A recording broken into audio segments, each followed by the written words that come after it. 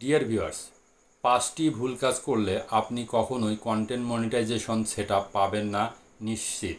Facebook বর্তমানে content ক্রিয়েটরদের মনের আশা পূরণ করতে যাচ্ছে, যা অত্যন্ত সুখবর।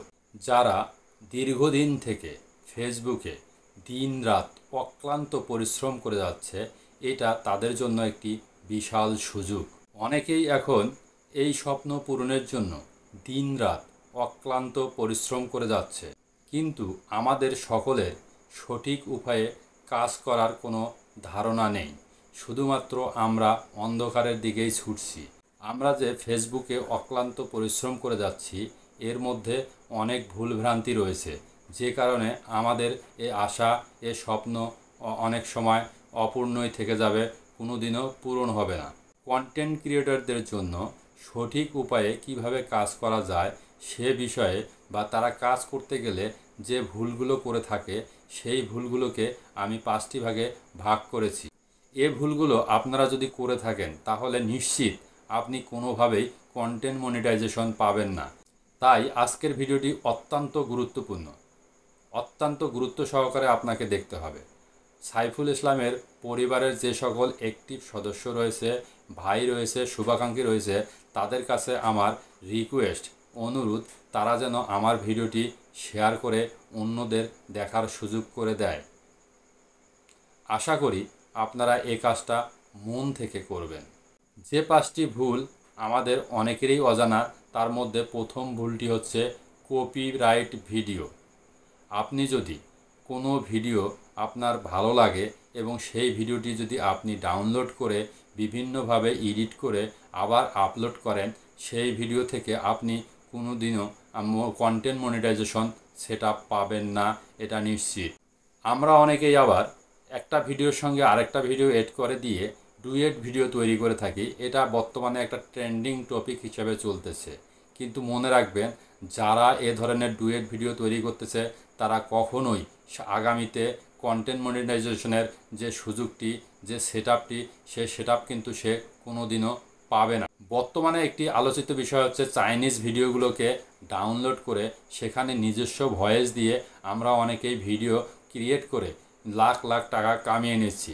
কিন্তু আপনাদের এটা ধারণা থাকা উচিত, বর্তমানে এই পদ্ধতিতে কেউ যদি অবলম্বন করে, সে আর কোনো দিনও কন্টেন্ট মনিটাইজেশন পাবে না এবং তার ইনকাম চিরদিনের জন্য বন্ধ হয়ে যাবে। মনে রাখবেন, 1 সেকেন্ডের জন্য 1 সেকেন্ডের কোনো ক্লিপ, অন্যের কোনো ক্লিপ আপনাকে ভিডিওতে ব্যবহার করা যাবে না।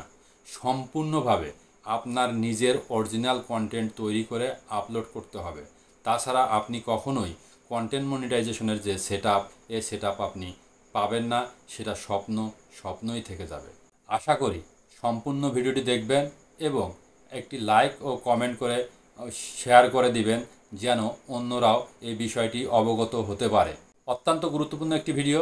আশা করব আপনারা ভিডিওটিতে একটি মন্তব্য করে অবশ্যই শেয়ার করে দিবেন, যাতে করে অন্যরাও দেখার সুযোগ পায়। ভিউয়ার্স, আপনাদের অনেকেরই দেখা ও প্রবণতা রয়েছে, গুগলে গেলে একটা ছবি পছন্দ হলে সেই ছবিটা দেখা যায় যে সেই আনন্দ ভাগাভাগি করার জন্য অথবা বেশি ভিউ পাওয়ার জন্য আমরা সেই ছবিটা অনেক সময় ফেসবুকে আপলোড করে থাকি, অথবা এআই দিয়ে কোনো ভিডিও আমরা বা কোনো ছবি আমরা এডিট করে সেই ছবিটাও আমরা ফেসবুকে ছাড়ি। কিন্তু মনে রাখবেন, এআই দিয়ে কোনো ধরনের ছবি তৈরি করলে সে ছবিটা কিন্তু বাস্তব ছবি থেকে সম্পূর্ণ ভিন্ন রকমের হয়, ভিন্ন একটা ইমেজ পায় এবং ভিন্ন একটা লুক আসে, যে কারণে সেই ভিডিওতে হয়তো লাইক কমেন্ট বেশি হতে পারে। কিন্তু মনে রাখবেন, এ ধরনের ভিডিওতে, এ ধরনের ছবিতে কখনোই কন্টেন্ট মনিটাইজেশন যে সেটআপ, সেটা কিন্তু পাবে না। বা অন্য কারো ছবি স্ক্রিনশট দিয়ে আপনি যদি আপনার ফেসবুকে আপলোড করেন, সেখান থেকেও কিন্তু, সেটা দিয়েও কিন্তু আপনি কন্টেন্ট মনিটাইজেশনের সেটআপ পাওয়ার কোনো সুযোগ নেই। 3 নম্বরে, লো কোয়ালিটির কোনো কন্টেন্ট আপলোড করা যাবে না। লো কোয়ালিটির কন্টেন্ট বলতে অনেক কিছুকেই কিন্তু বোঝানো হয়ে থাকে। যেমন আপনি একটি ভিডিও তৈরি করলেন, সেই ভিডিওতে কোনো তথ্য নেই, কোনো ইনফরমেশন নেই, অথবা শেখার মতো কোনো কিছু নেই। এ ধরনের ভিডিও যদি আপনি আপলোড করে থাকেন, তাহলে সেটা হবে লো কোয়ালিটির কন্টেন্ট। এছাড়া আপনি যদি একটা ভিডিও মোবাইল যে কোনোভাবে এদিক ওদিক ঘুরিয়ে একটি ভিডিও ধারণ করে যে কারো ভয়েস দিয়ে আপনি ভিডিওটা আপলোড করে দেন, তাহলে কিন্তু সেটাও আপনার কন্টেন্ট মনিটাইজেশন সেটা পাওয়ার উপযোগী হবে না।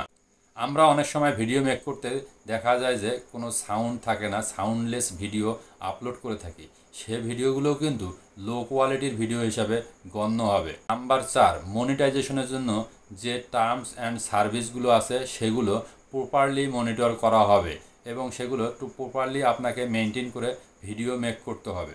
ডিয়ার ভিউয়ার্স, নাম্বার 4 হচ্ছে মনিটাইজেশনের যে টার্মস অ্যান্ড সার্ভিসগুলো রয়েছে সেগুলো প্রপারলি আপনাকে মেনটেন করতে হবে। যেমন মনিটাইজেশনের মধ্যে রয়েছে content monetization policy issue, partner monetization policy issue এবং ফেসবুকের কমিউনিটি গাইডলাইনের যে রুল অ্যান্ড রেগুলেশনের কথাগুলো বলা আছে সেগুলো সঠিকভাবে মেনে চলতে হবে।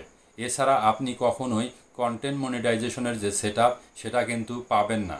পরিশেষে যে কথাটি বলা হবে সেটা অত্যন্ত গুরুত্বপূর্ণ। এটা হচ্ছে নাম্বার 5। ডিয়ার ভিউয়ার্স, লো এঙ্গেজমেন্ট।